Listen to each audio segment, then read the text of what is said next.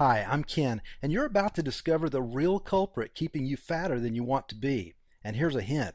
It's in this picture, and it's not the cow. This so-called health food is actually the #1 worst food to eat if you want to lose weight, especially if you want to lose fat.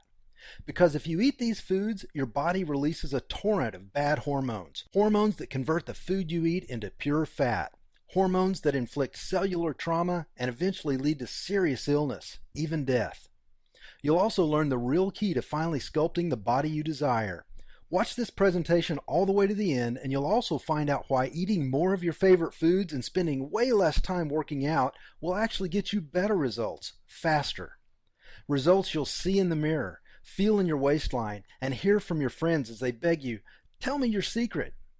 Plus, I'll reveal specific foods which trigger your body to release a flood of fat-melting hormones, hormones that chemically break down fat, literally dissolving years of stubborn fatty deposits from your body at a cellular level to burn them up as fuel.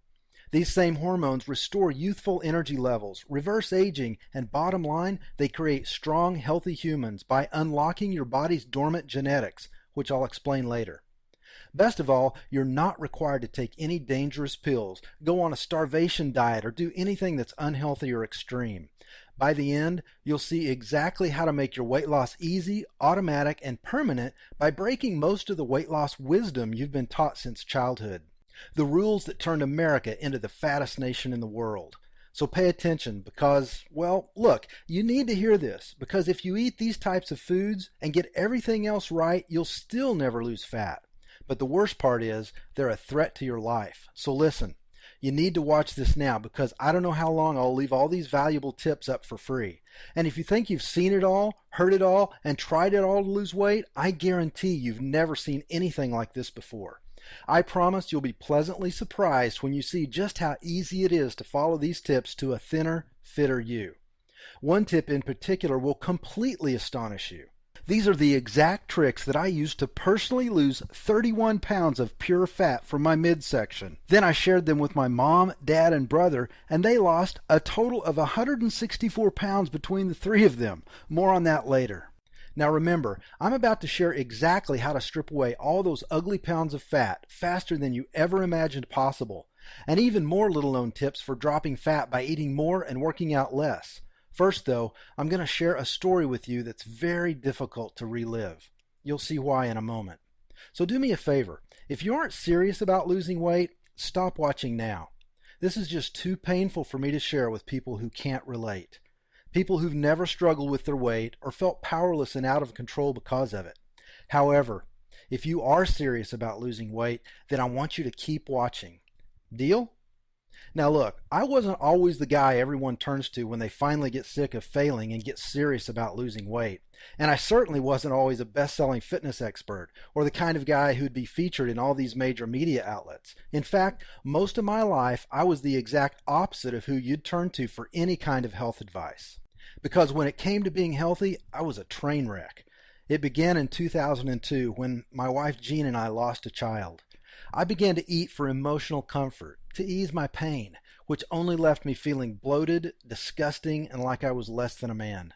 Sure, on the outside I would smile, but the more overweight I got, the more my life just spun out of control. I fell into a depression so bad I was fired after 7 years of all-star performance at Microsoft. I couldn't pull myself off the couch, and no amount of pills helped. And the binge eating was really starting to take its toll. Yet, I turned to food more and more, sinking deeper into despair. It got so bad my business partner of several years was forced to fire me, and who could blame him? I had lost all self-respect, motivation, and hope. Replacing them with pounds of disgusting lard, a growing self-hatred, and the belief that I deserved to be miserable. My lifestyle choices were so bad that I actually ate my way to diabetes. And no amount of pills could overcome the impact my bad eating habits and complete lack of exercise had on my health. Without any income, I lost our dream home to foreclosure and our cars to repossession. I hated myself, and I took it out on everyone around me. And when my wife couldn't take it anymore, she packed up her bags, took our 4 remaining children 2 states away, and filed for divorce. I have to say, I don't blame her a bit. You might say that this was a pretty dark time in my life, and at this point, I thought things couldn't possibly get worse. but I was wrong. They were about to, which I'm going to share with you in a moment. And perhaps you can even relate to the hopeless feeling, and you know that you need to change too. Now, for me, it took a very painful experience. It was a Friday afternoon in the spring of 2011 in Murphy, Texas. Outside it was beautiful, sunny, a few clouds, around 80 degrees with a nice Texas breeze. The kind of day I loved spending outside with my kids, enjoying the warm breeze as it gently carried the delicate fragrance of the bright Texas wildflowers. Outside the world was coming to life, yet I was alone, inside my empty apartment, dying, watching the day and my life pass me by through hollow glass, locked in a prison of my own making where no echoes remained of the laughter that once filled the halls of a home. I had lost everything, and I knew that it all came down to one thing. I felt like a big, fat waste of space.